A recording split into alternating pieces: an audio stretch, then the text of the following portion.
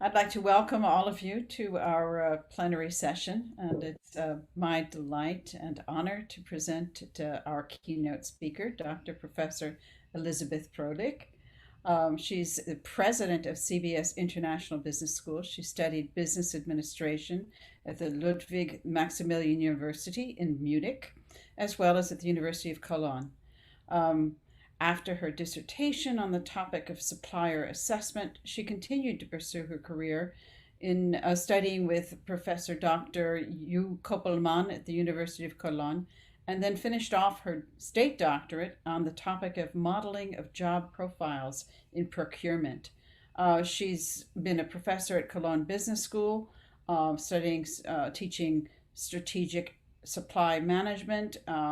And since 2013, she's led the Cologne Business School in her role as president.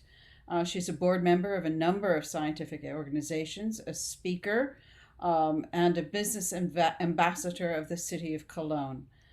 She's also, since 2019, the speaker of the Untitled Chapter. Her current research is in the topic of sustainable supply chain management and green procurement, SDGs in the supply chain, qualification and purchasing, as well as strategic supplier management procurement, and organizational and personal challenges of agile purchase. Today, she's going to be talking to us about an SDG map, teaching map, and how CSR perception is changing. And Elizabeth, if I've messed anything up, please correct me. I think you gave us some wonderful news before we started that there may be a merger in your institution's future, and you may be president of a much larger university. Yes, thank you very much. That's true, but it's in its starting phase, let's say. So we will see then by 2022 what the exact situation will be. But there is something in progress, let's say. And thank you very much for this very kind introduction. Yeah, so I have a lot of different positions I have to fill in right now, which is kind of challenging sometimes, but especially I like the prime engagement a lot. Yeah, so because I'm also a board member there and leading the permanent committee where we talk about governance and nomination. So there is a lot of stuff to do, and but also a lot of progress. And this is where my topic today comes in. The Sustainable Development Goal teaching map. We started to develop this map a few years ago at CBS. And I would like to, and this is what you also pointed out quite extensively, my major research area is green procurement and green supply chain management. So I would like to give you a kind of overview how this is affecting the perception of CSR based on my research area, let's say. So and this is what I do here. So even though we have the SDG teaching map in the title, I make it the other way around. So I start with a brief explanation why we need this new business model. So this new normal, like we all call it, how to do business. And then I will continue with the key competences. There I will, due to the time limitations, I will only focus on one approach from the UNESCO. And then I will combine this with two concrete examples from my research area. One is from a master thesis. I had the colloquium yesterday, so now I can use it. So I had the slide somehow on hold, because I didn't know if everything works out fine. And then I will briefly introduce the SDG teaching map. And what we are right now doing is to somehow align innovative teaching format in responsible management education to these gaps we have identified. And the first research attempt hadn't been that successful because it's a very challenging topic and all the experts do not really know how we can do this. But I try to give you a brief idea because we also work on some joint research projects on this matter, and I can give you some insights here. And if you're interested, I can definitely also come up with a few more, let's say, articles where we have explained this a little bit further. But first of all, let me start with this future approach, let's say. I know that this approach is from a consulting company, but sometimes I really like it because they summarize a picture of our future. And from my point of view, it's very important, a very simple systemization. Let's say the question is, who is ruling the game, the regulators or the society? And do you want to really go a step forward, or do you want to turn back the time and do business as usual? And if we have a closer look in the different areas, so if I start with the number one, the planned new world, this is where the government really takes over, so very strict rules, and most of the companies are disappearing because they cannot stick with those very strict rules, so they get bankrupt. And the very difficult problem of this scenario is that there is no competition left. Yeah, so there is no, let's say, motivation for companies to be innovators, to come up with new ideas. On the other side, if we talk about the scenario number two, yeah, we have the society being the major driver here. We talk about circular economy plus. We talk about this term giving back to society, and I will directly come back to this also a little bit later on. We talk about transparent supply chains, a very relationship-oriented approach where everybody tries to come up with solutions and innovative ideas where we can somehow live within our planetary boundaries, or that we can achieve the SDGs, depends on what kind of targets we set ourselves.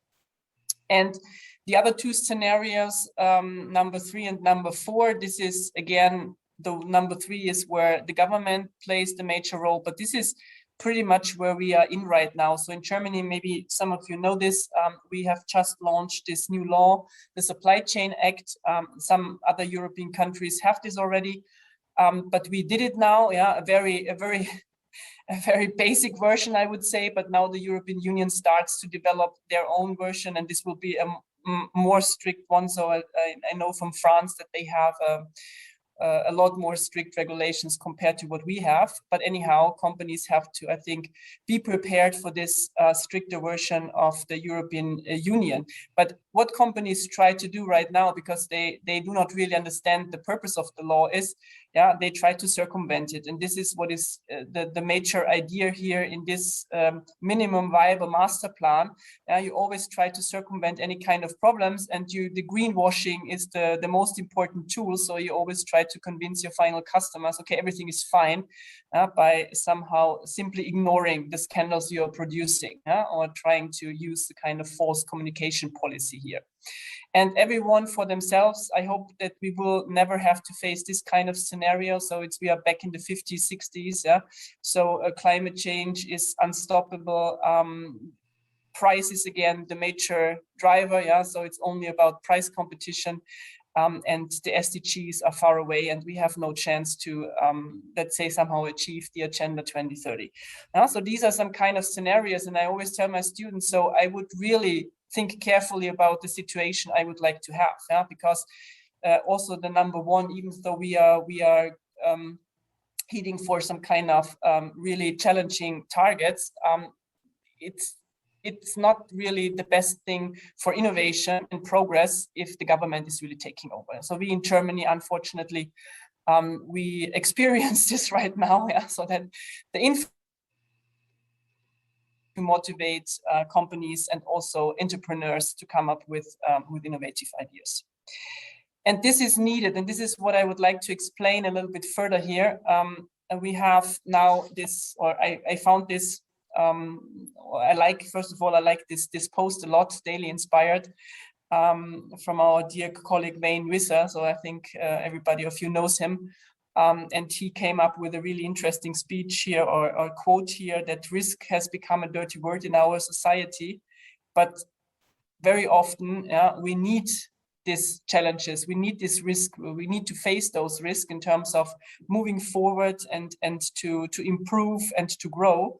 Yeah, and then he talks about this comfort zone. Yeah, are you ready to leave this comfort zone? And from my point of view, this is the major responsibility for us as business schools. Yeah, we have to enable our students to leave this comfort zone. Yeah, so we have this, I always call it controlling oriented business model. Yeah, so we always believe there is a target, we know how to achieve the target, and full stop. Yeah, but unfortunately, our economic reality is not that easy.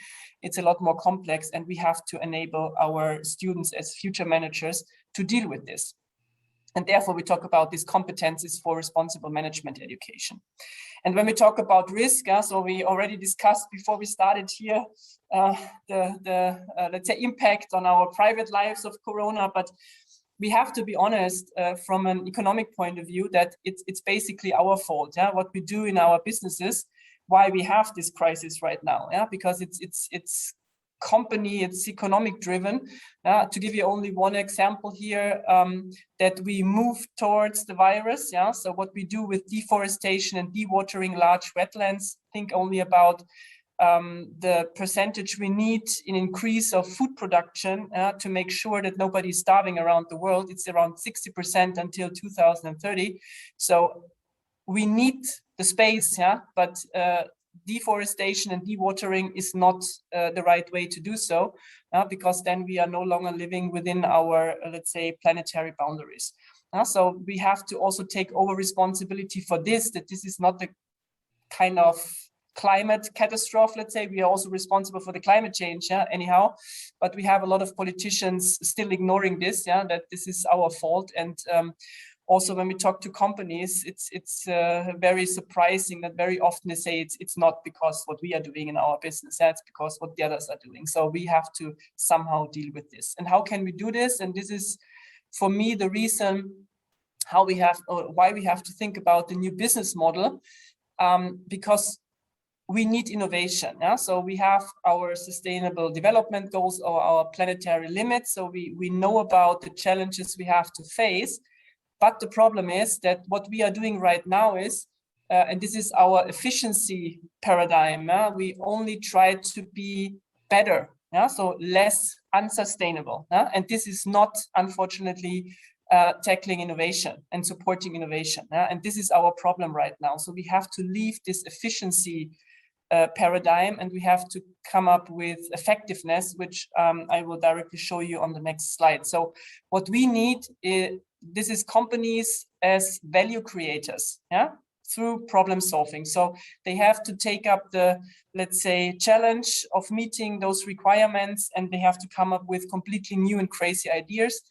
But we can talk for hours when it comes to change management, mind shift. So we need a completely other culture within the companies. We need the culture of failure. So we have to accept that our employees also fail with their innovative ideas.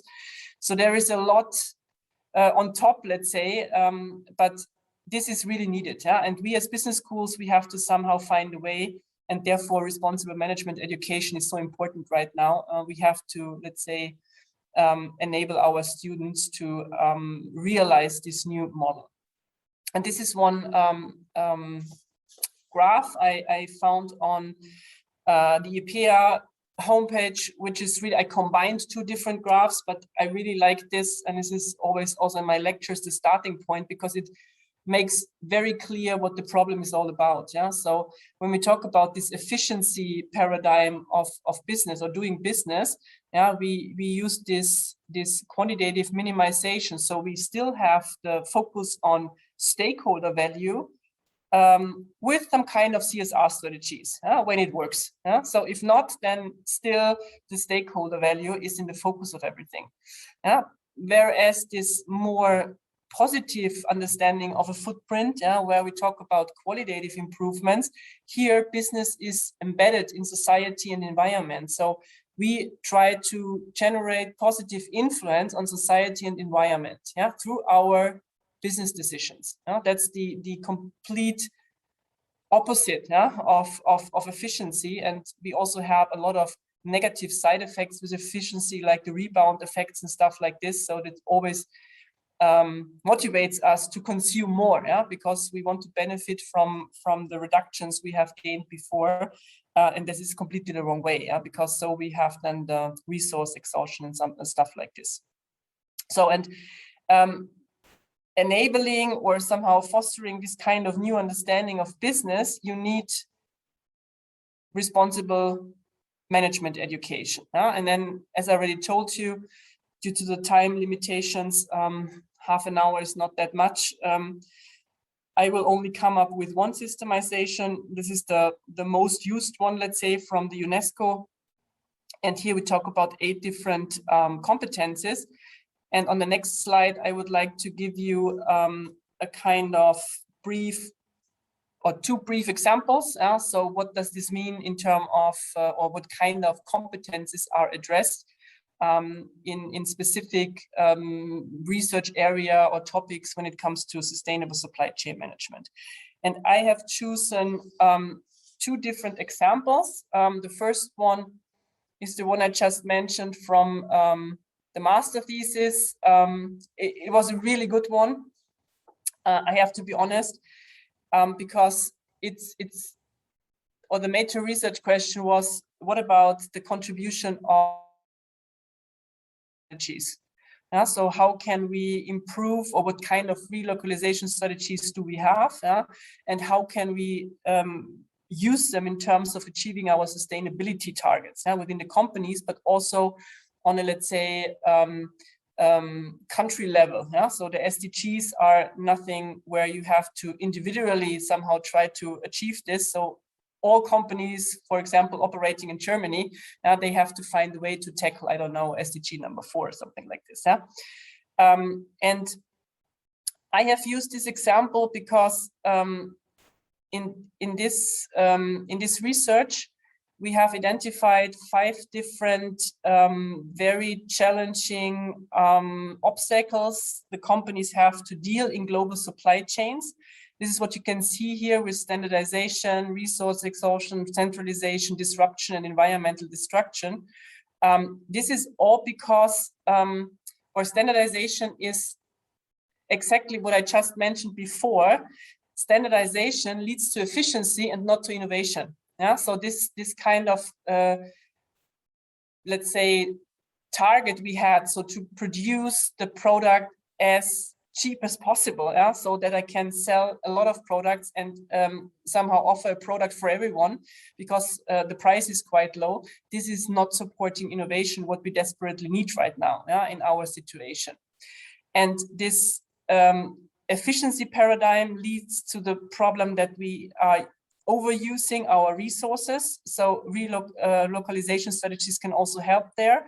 Then we have this global business, but most of the companies, they have their headquarters somewhere in, I don't know, Europe or the US, and they do not really take care a lot about the global supply chain. So they do not know what's going on in a supply chain somewhere in, I don't know, Cambodia or Vietnam or somewhere else, And this also leads to the problem we have to face right now, the disruption, So because the transparency is not there, we do not know what's going on in the supply chain, And therefore, we have this problem. How can we downsize the supply chains? Because a smaller supply chain is always a more resilient one and also a more sustainable one. So we have a lot of research already, guaranteeing that if you have a robust supply chain, you also have a sustainable one and the other way around. So this is nothing we have to find evidence for anymore. This is already proven, but now we have to really find a way. Is this working to downscale the supply chains? And because we also have to take care about our responsibility, because globalization is also the reason why we have, let's say, a certain level of prosperity all around the world. And we cannot say as the richer countries, oh, then I will everything back, and then I don't care how the people can survive somewhere in, I don't know, Indonesia, or where all the textile products, for example, come from. So there's a huge responsibility, and we have more or less 5 different strategies here right now. I will not go into detail, but those 5 strategies have the potential. And what you can see here on the right side is the triple bottom line. So it definitely makes more sense to use the SDGs here as a kind of evaluation criteria. But in this first step of the research, it was too much. And it was kind of possible to say, okay, this is addressing social, economic, or environmental aspects. And we compared the food industry and the chemical industry, 2 completely different strategies. The food industry is already used to relocalization strategies, whereas the chemical industry had no idea what to do with this. As I said, there's no way to do this. And both industries really denied that they have something to do with the critical situation we are in right now. And Therefore, this could be a really good approach to improve the situation here a little bit. And the competences we need for this, to bring this together with the slide before, this is strategic competence and anticipatory competence. Yeah? So we need to enable our students to take innovative actions to enable the sustainable development. And on the other side, we also need this competence of our students that they are capable of evaluating different futures. Yeah, so this is also something which is quite difficult when you come back to the regular textbooks we are using right now, yeah, for the different functional areas. And my second example is a little bit shorter. This is from an article we published last year, and it's dealing with SDG number 17, that we need in global supply chain, we need industry partnership models. And this is a very basic one, outlining some of the stakeholders you have to deal with in a B2B relationship. And what you can see here on the bottom is what is the basic idea about this, that collaboration is key for introducing sustainability into a global supply chain. So we need those multi-stakeholder partnerships to somehow come up with a cooperative global supply chain model. Two, and this is what is written here on the, I don't know if you can see my my cursor here, to stay ahead, yeah, because this is a platform to create a kind of, how should I say, common voice, yeah, like maybe Together for Sustainability, some industry-wide initiatives in terms of fostering sustainability. Or in Germany we have, and this is led by I think Henkel and Bayer, the two companies, the Sustainable Procurement Pledge, where we also bring together all the different players. And here we need system thinking and collaborative competences, yeah, to somehow create those kind of needed industry partnership models. So I hope I was capable of somehow explaining my idea, yeah? So how we can tackle the different competencies to bring this into concrete problem solutions, and how we can teach this in our, let's say, business schools. And this is then my final part here. So I'm sorry that I'm talking quite fast, but my 30 minutes are almost over. But the final question is now, and it's a really challenging one. I really thought it's easier. We use this model here, which is used to describe managers' sustainability behavior. And there are three areas: knowledge and skills. This is what we are doing in business schools. Yeah, so we are teaching. This is our teaching map. Values and motivation. This is a kind of transformational capacity you have to have as a future manager, let's say. This is about exchange. Yeah, also trying to integrate as many stakeholders as possible to get their opinions, to somehow broaden your knowledge about a certain topic. And then we have interdisciplinarity. So this is also something I would like to come back to a little bit later on, because I'm a big fan of this. So my hobby, I always call it hobby, is art and business. I really like this. And I also have a final example in the end. We have to somehow, look across the boundaries we have, yeah, and try to find out, is there somebody out there who might help us in terms of improving our sustainable management approach. And what we did here in terms of establishing the SDG teaching map, this was the first research, I have to be honest. This year I had a second research master thesis on this topic, but it was not so successful. So the first version was a little bit better, but it's because this relation then to or to relate the innovative teaching formats to the gaps, that is really difficult. Yeah? And there I honestly have no solution so far. But what we did in the first place, we analyzed all our curricula in all the different study programs, and we came up with, therefore we call it teaching map, because we used a world map, and then we assigned the different 17 SDGs with all the sub-targets, some stars, and then we colored all the stars which represent sub-targets, we are capable of addressing at CBS. So we have a huge table and we exactly know what we can do and what we cannot do. And now we are trying to find ways to bridge those gaps, to find solutions to always or to also give some kind of knowledge in these areas to our students, because that's the interesting thing.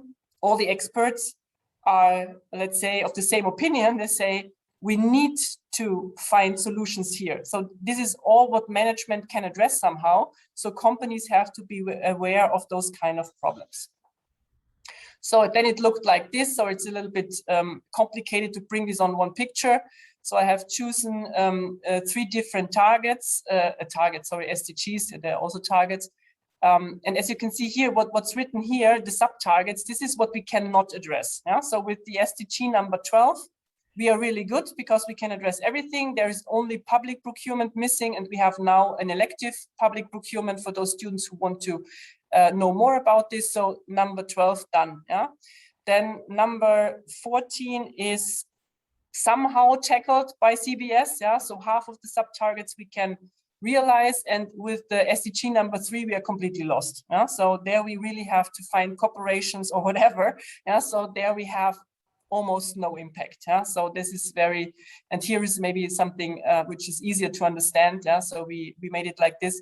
So the red ones are the ones where we have no lecture, no formats. It does not necessarily has to be a lecture, but any kind of formats we are offering, where we cannot somehow tackle those kind of targets. And the greens one are the sub-targets we already have a kind of event for.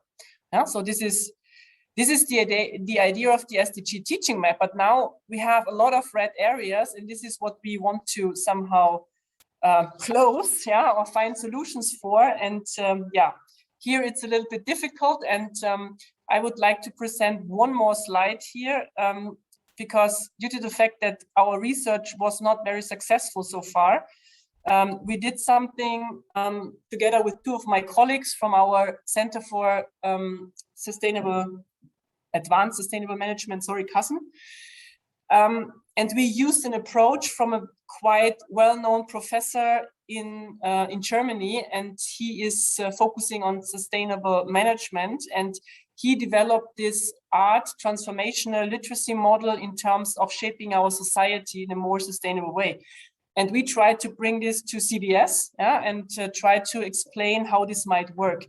And the reason why we did this was because we are part of an issue project. This is Erasmus Plus project, where we are working on innovative teaching formats, really cool ones. So the program is already finished, or almost, let's say, finished. We have one more event, and then all those teaching methods will be available, because it's a funded model. Then you have to make sure that everybody can get or can benefit from this kind of, and I have no time to explain this to you, but they are really cool. So I have played one of this already, and hopefully I have the chance to play another one in end of August in Budapest.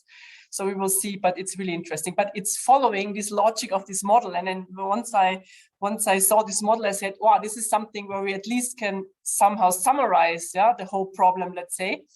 And the starting point is the economic point of view. So as a business school, that we try to find ways to establish this new economic order by using innovative responsible management education methods.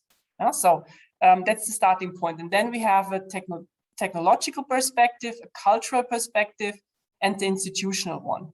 The technological one is that we try to explore new potentials. And there we have an online escape room designed. So our students are entering a spaceship because our Earth is done. And we try to find a new one. And we try to make sure that we are not making the same mistakes. And on these journeys, our students realize when we enter the new world with the same mindset, nothing will change. So they have to develop what kind of new mindset do we need in terms of avoiding the mistakes we made. So a really fun, it was before Corona, it was planned as a real game, but now it's an online game, but it's really fun. And this is the one I hope I can play now the first time in August. The second one, this cultural mind shift to promote the mindset. This is more based on the individual. And our summer school, we at CBS, we organized a summer school dealing with this part. Unfortunately, also online, and all the students from all the participating universities are taking part, and the focus is on the single student. And this summer school will start next week. So we will have the first trial, let's say.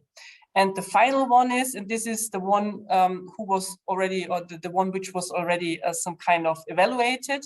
And this is the institutional and political one. So where different outside influencers, let's say, where our students learn how they are influencing sustainable management.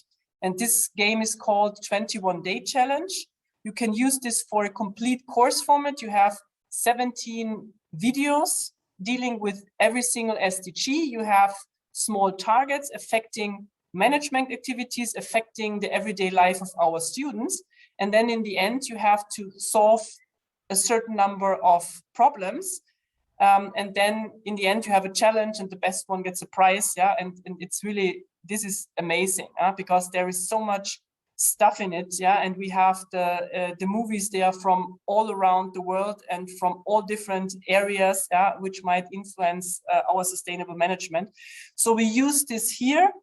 So our next research project, and this is now the end, they came up with some ideas like, we need some incubator programs, we need case studies, we need online resources, we need partnerships. That's fine, but I'm still missing a really concrete definition of responsible management education and what is an innovative teaching format, and how we can address then the different competencies, and what is even more important, how we can measure.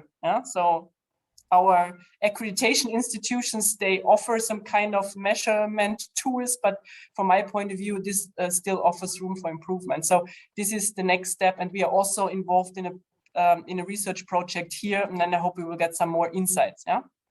And my final slide here, and this is this YouTube link is still working. This is one, for me, a perfect example. This is an artist from the US. And his target was to explain the citizen of a country what are renewable energies, and why are they renewable, and why are they so important for us to achieve a kind of more sustainable world by using arts. And I saw this exhibition last year in Austria. It was amazing. I didn't want to leave the room because it was so inspiring, and it was so relaxing, to listen to the sound of a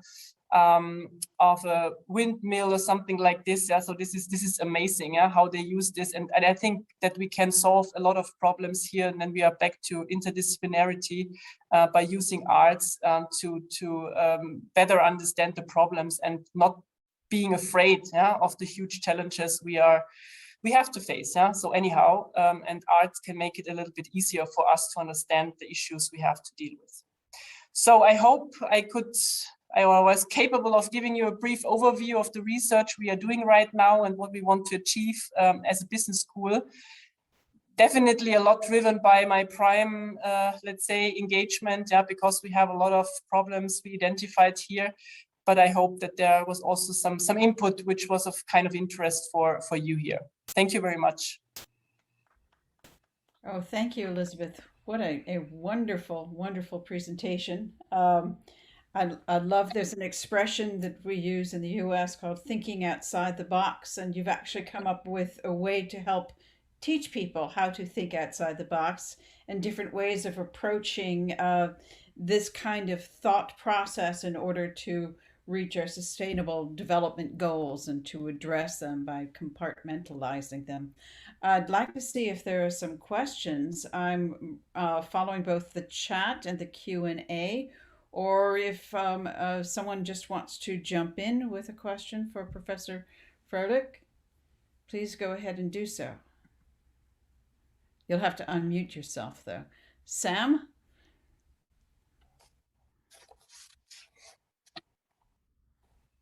No, I'm not. I was not going to. I saw some charts on some people have put, but I don't think it's had anything to do with this. I was just checking whether it is to do with the presentation Lisa has just given. No, no, sorry. But there is a Q&A. There's one person that let's see whether that has anything to do, including. No, no, I don't. It has nothing to do with this as well. Sorry about that. I was just checking. So I haven't got any. It was an excellent presentation. Of course, I didn't expect anything less than excellent from Lisa anyway. And so it was fantastic. There's a number of issues there that she has raised that I think we can all learn from. And I'm sure these slides will be made available to us all so that I can, when I have the time, go carefully through the slides. Otherwise, fantastic. Well done, Lisa. Very well. Good. Thank you very much. Unfortunately I cannot see the chat. I don't know why, but I think I don't have the proper rights here. But there are already quite a lot of people in this room, so it's a little bit difficult to, I think, simply unmute yourself and start talking. But now there is something. Yes, thanks for the great presentation. Okay. I'm wondering how we can see now efficiency as a good or a bad tool.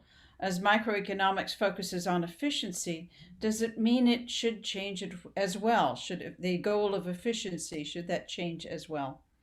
For my opinion, yes. So this efficiency is, I think we cannot go this last mile to achieve the SDGs with the efficiency paradigm, because it's also when Mr. Elkington, colleague Elkington, told us that his vision of the triple bottom line, it was not really achieved exactly because of this, because the efficiency is only motivating us to, let's say, consume more. So we still have, to be honest, we still have efficiency also in the circular economy models. So because any kind of reduction is efficiency driven. So I think we cannot delete this efficiency idea completely, but we have to go for another target. So it's not the question anymore how to do things right. The important thing is how to do the right thing. And here, efficiency has no answer. That's effectiveness. So we have to find out what kind of measures are the most or the best ones in terms of achieving our targets. And the difference is not that much, let's say, but it's very difficult to bring it into business, because we are not used to this. And especially if you talk about microeconomics, so we have to change all textbooks, so because this is what we are teaching our students still. So only in the sustainability lectures, we come up with some new ideas, but the basic introductory lectures, they are still the same.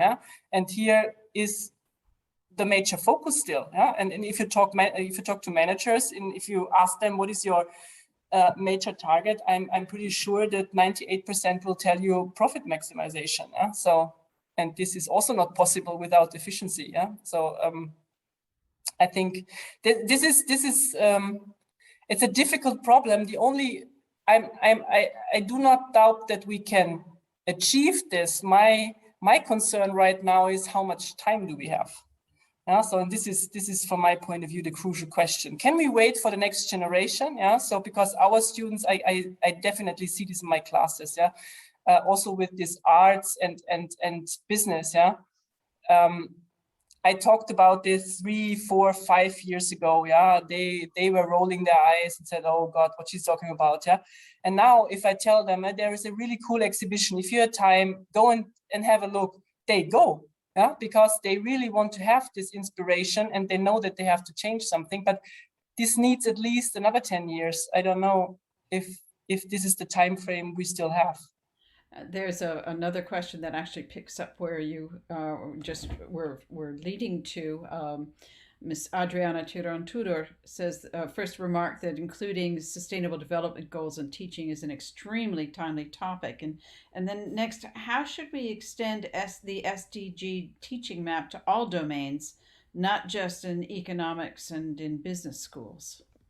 Yeah, that's a really good question. Yeah, because this is what I'm also right now thinking of. Because in Prime, yeah, it's called Principles for Responsible Management Education. But on the other side, if you are an engineer or whatever, you also need management qualification. Yeah, so this is really something where we also have to find a solution from the universities. Yeah, because we have also in Germany, for example, no university is participating in Prime. Yeah, and the reason is because they say this is only business, and we have different faculties. And I said, no, this is not only business, this is management. Yeah, and we need the experts in environmental science. Yeah, in any kind of, in physics, in chemical. We all need this knowledge. Yeah, and we have to find a solution to bring this together. But I'm pretty sure that if we find some kind of collaborative approaches, that we can bridge most of the gaps we have identified. Yeah, because we will never, as a business school, be capable of meeting the questions of everything, safe energy, life below water, life on land. So this is everything which is somehow related to other disciplines. So we have to come up with a kind of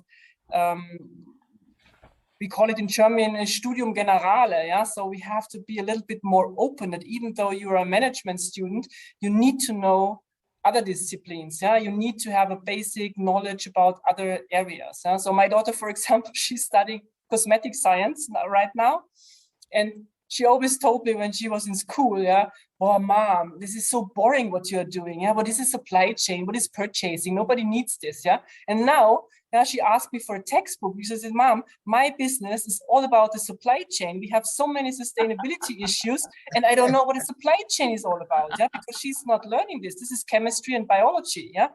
And she said, I need to know what this is. I need to know how to negotiate with suppliers, how to find them. Yeah.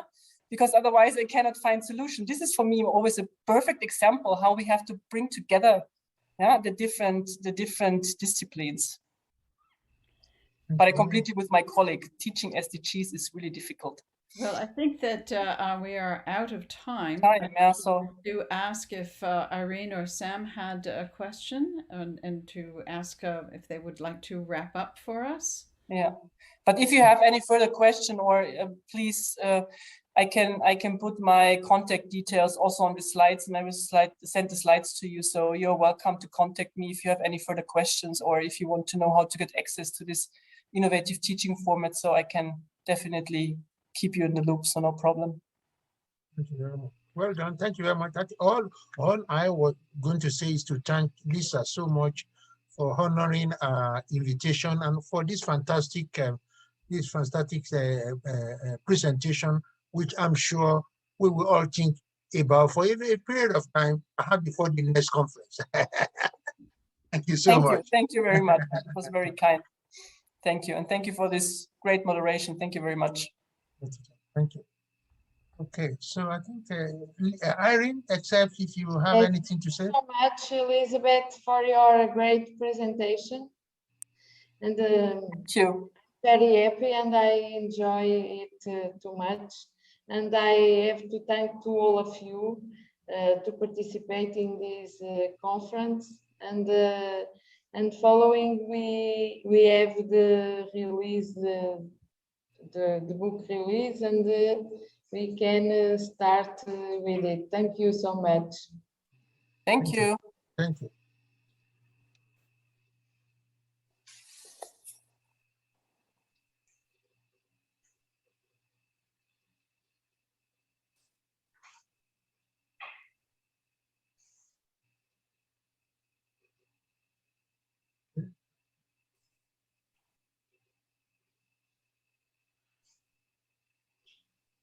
Hello. Let me know when I have to start. I have some slides to show as well.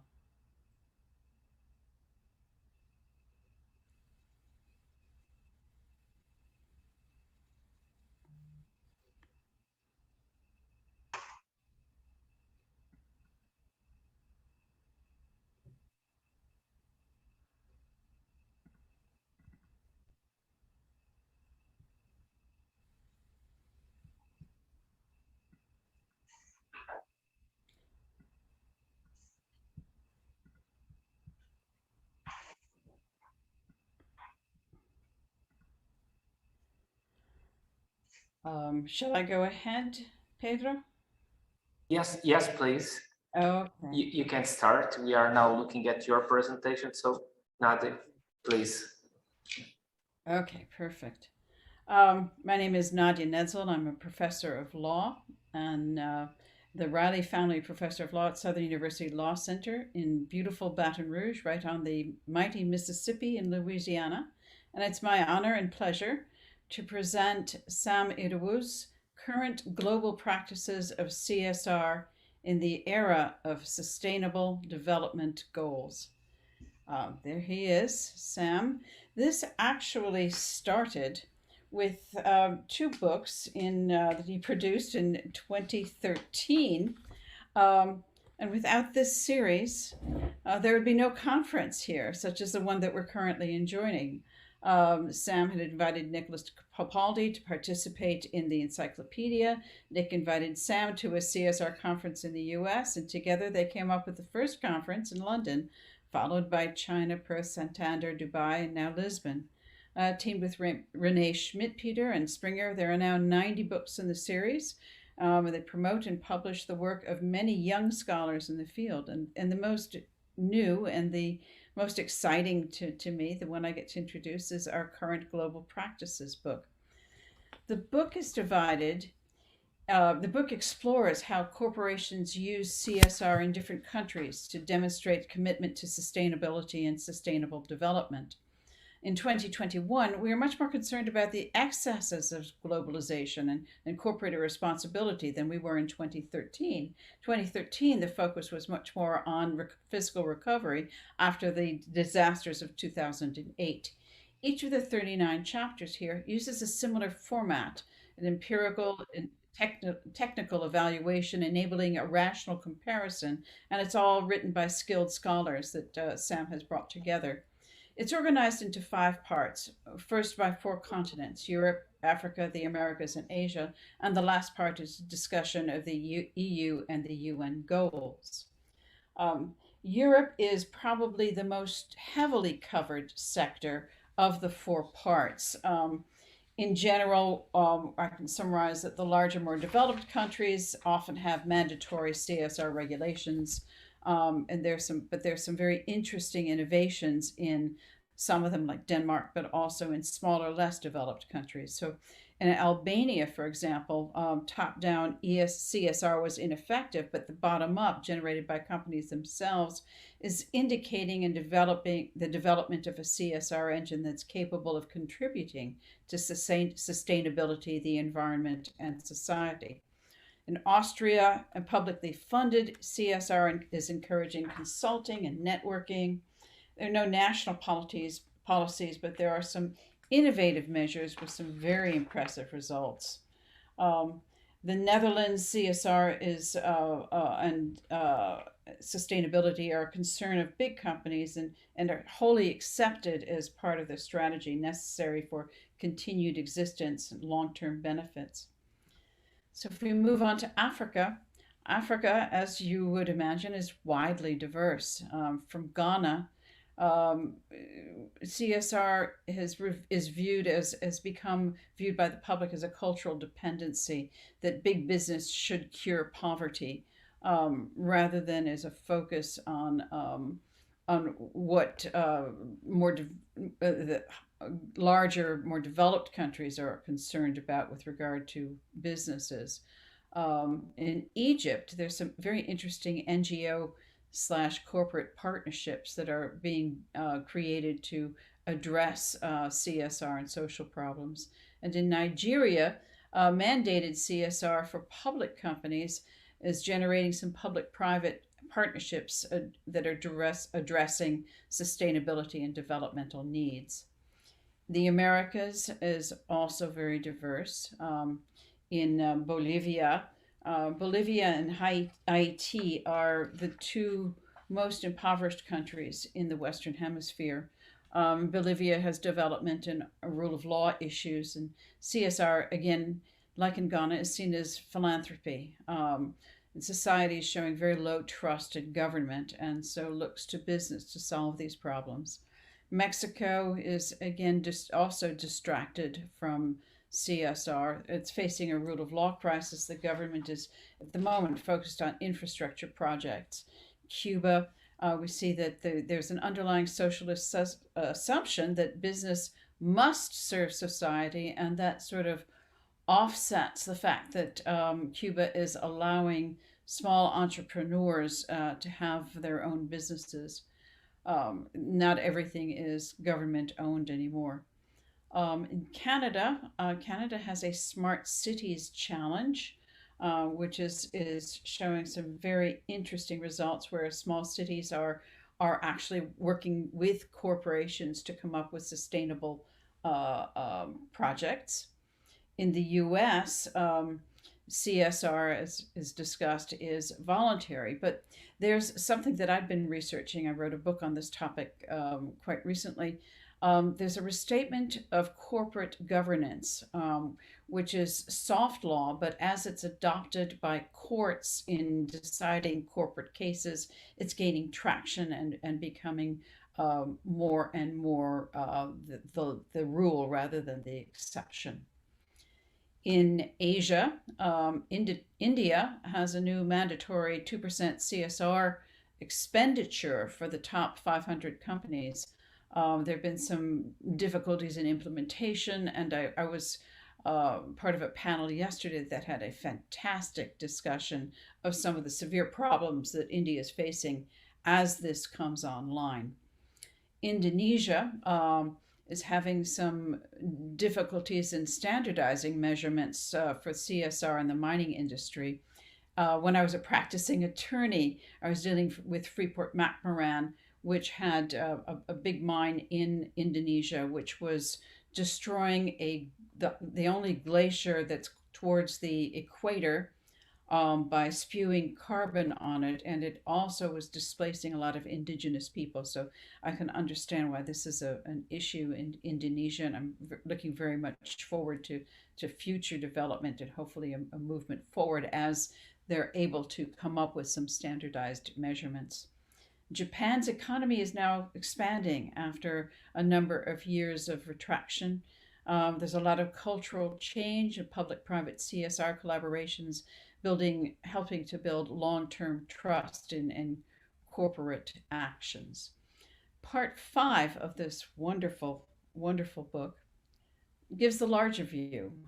It talks about, there's a chapter on the EU development, and the highlight, I think, of the entire book is the very last chapter, which is Elizabeth Hogan and Sam Idawu's The Drive Towards Global Sustainability in the Second Millennium, an indispensable task for the survival of planet Earth. Like the talk that we just heard from Dr. Professor Prodik, this deals with the sustainability goals promulgated by the United Nations, and something that we're all striving for. They start with a wonderful discussion of the definition of sustainability, meeting the needs of the present generation without compromising the ability of future generations to meet their own goals. The UN for 2030 has 17 Sustainable Development Goals, and to summarize them, they include avoiding corporate failures, ending poverty, ending hunger and disease, promoting equity, promoting access, giving access for all to fresh water, to energy, to decent work, inclusive and sustainable industry, innovation in the creation of safe communities, sustainable consumption, protecting the planet from pollution, from climate change, and stopping ocean depletion. So corporations aren't just economic or legal entities, they're also cultural entities. I think that's one of the messages of this book when you look at it in globo.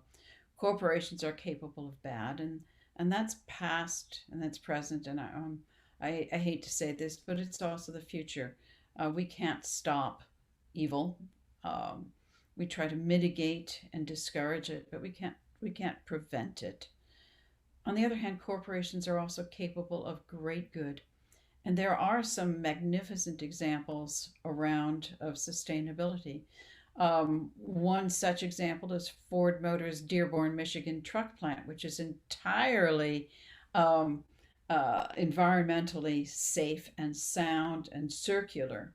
Um, the OceanCleanup.org, which is out of the Netherlands, is using new technology to clean up the Pacific garbage patch, first with by collecting it and then by processing it and reusing the plastic contained in there to generate funds to continue and to stop the infiltration of this plastic. I was looking at the numbers, and I was unaware that it consists of about 80,000 tons of plastic and fishing waste. A lot of it is flowing from rivers in Asia. The US is responsible for 0.9% of plastic waste in the world. So it's not just the US. First, Ocean Cleanup collects it in gyres, then they use interceptors to prevent future infiltration into the Pacific, and then they're turning the waste. And of course, this past year, we've seen amazing innovation in developing vaccines, 4 vaccines in the space of 1 year: Pfizer, Moderna, Johnson & Johnson, and AstraZeneca.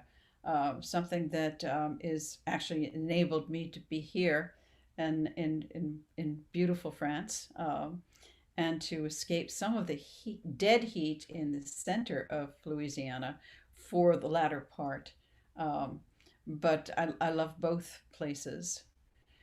In conclusion, though, of this wonderful book, it's of immense value. The current global practices of corporate social responsibility in the era of sustainable development goals is going to be a guidepost for future research for young scholars and established scholars. It's a jumping off point for comparative studies in best practices.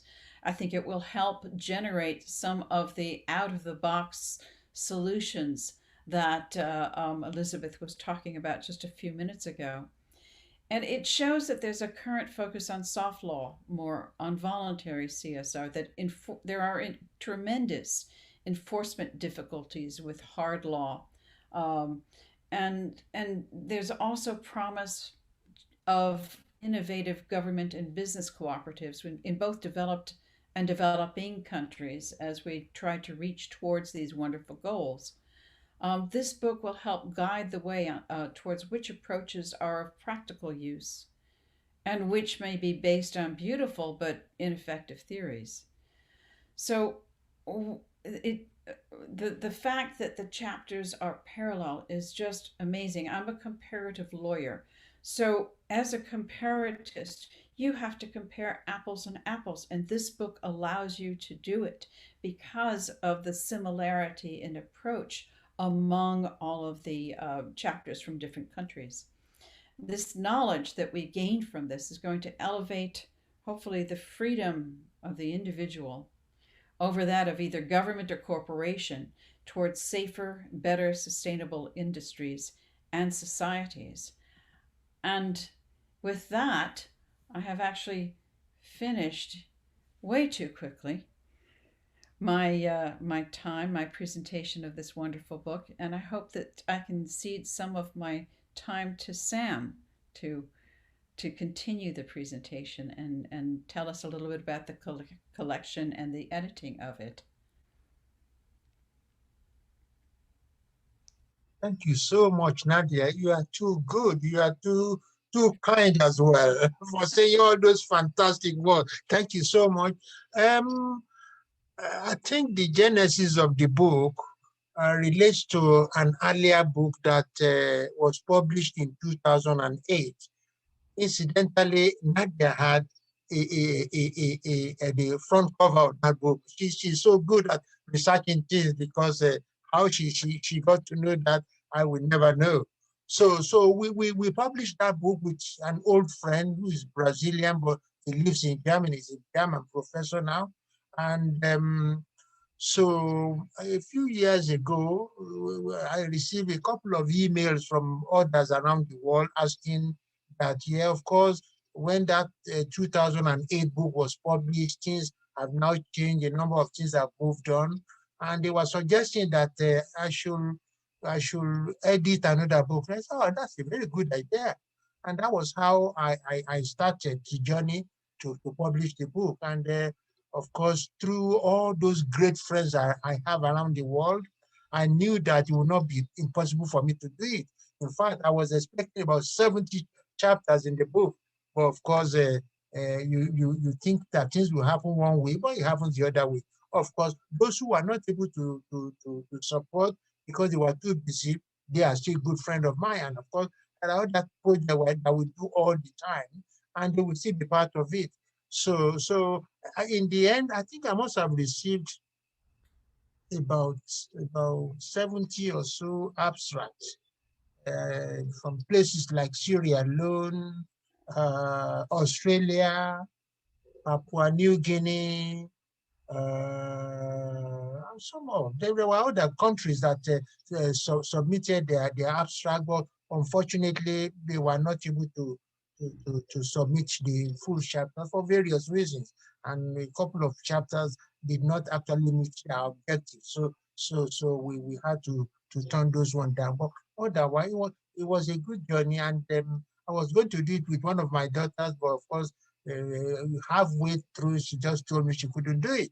And so I then went on, and this is how the book came into being. I'm so grateful to everybody, those who have supported the publication of the book, because without them, there will have been no books. And of course, I'm also grateful to my good friend, Professor Kalpadi. See, he was the first guy I mentioned, those who have helped me in shaping things the way I wanted things to shape, because I've seen a number of books that Nick had done, and I wanted to be like him. Yeah, all those great books. He knows about John Mills, all these individuals that have lived in the UK for a period of time in the past. And it was through many of the things that he did that he has given me this indication to carry on doing the little things I do. And of course, I'm grateful to my friend Rene as well. Rene also has continued to play some parts in what I do, and I'm grateful. And of course, I've also made new friends. Irene is a good friend of mine now, and she's so hardworking. I would never be as hardworking as Irene, because each time she would send about 3, 4, 5 emails to me at the same time on different issues. And of course, these are what indicate to me how committed or hardworking people are. So I'm also grateful to Irene as well. And of course, I cannot forget Nadia for this fantastic presentation. If I had been asked to do this, I wouldn't have done it this way. Now I have learned the way it is done. Well done, Nadia. Thank you so much. Okay, I think that's all I want to say. Thank you very much. If anybody wants to ask a question, the book will be, they continue to tell me, will be out this month, and then we can say we've done all the corrections. All that needs to happen now is for the book to hit bookshops and networks around the world, and that is it. And they will send me my own copy as well, and my own copies. And of course, I promise a few of my friends that they will get a copy each. So therefore, as soon as I get the book, then I will give it to those I have promised will get them. Okay, thank you. Yeah, you will get one. Of course, Nick must get one anyway. And if Nick has one, Nadia has one.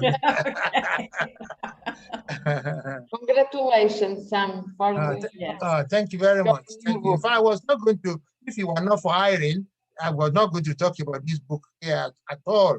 But Irene insisted that it must be launched. I said, well, it is your show. Let us do it your way. She's absolutely right. Thank you very much, Nadia and Sam. Thank you very much. Mara, well done. I didn't know Mara is there. Thank you very much. Mara is thanking Nadia, thanking Nick and everybody, and Irene as well. Thank you very much, Mara. Mara has, there are 2 chapters of Mara in the book, Italy and yes. Albania. Yes. So she was a big part of the book. I think that is all. Otherwise, if anybody has any question you want to ask, please go ahead and ask about the book or about any of the things we do. Well, of course, towards the end, we'll be telling you the indication of what will likely happen next year about GCGI. It is going to be a conference for eternity. When we are no longer here, there will be younger scholars that will take over. And so therefore, the intention of Nick is that this conference will carry on when we are no longer on this planet. And we hope it will be like that. Thank you so much.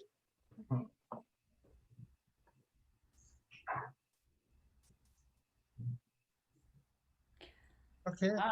Mara says that the book would benefit from being indexed on Scopus. Okay, yeah, we will do our best to ensure that happens. Yeah, we will do it. We will ensure that happens, Mara. Yeah, so we will give this indication to Springer. They are a good friend anyway. Without them, the GCGI will not be able to do many of the things we do.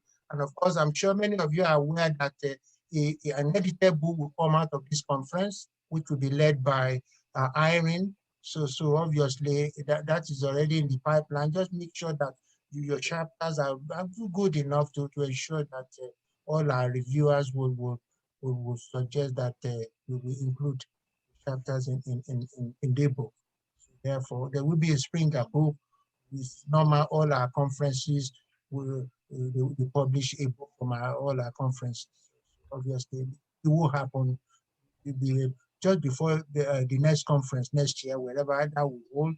And I have an indication of where we're all going next year, but I cannot say it now. Yeah, because I've been given $200 million that I must not say it yet. Okay, I think that's about it. So if we want to go for our lunch now, it's almost half past 20. Oh, sorry. Oh, my clock here is not working. It says 12:19. But my phone is saying 12:25. Yeah, I have 12:25. Okay, never mind. Okay, I think we can go 5 minutes early. We said we finish at 12:30, but that will enable us to eat and then come back at 2 o'clock to carry on the conference. Thank you so much, everyone. Thank you. Thank you so much for all of you. Thank you. Yes. And thank you, Irene, for giving me the opportunity to present this wonderful book. It's a pleasure for us. Thank you. Thank you, Raluca. Yeah. Thank you. Oh, yeah. Raluca, Romania is also there as well.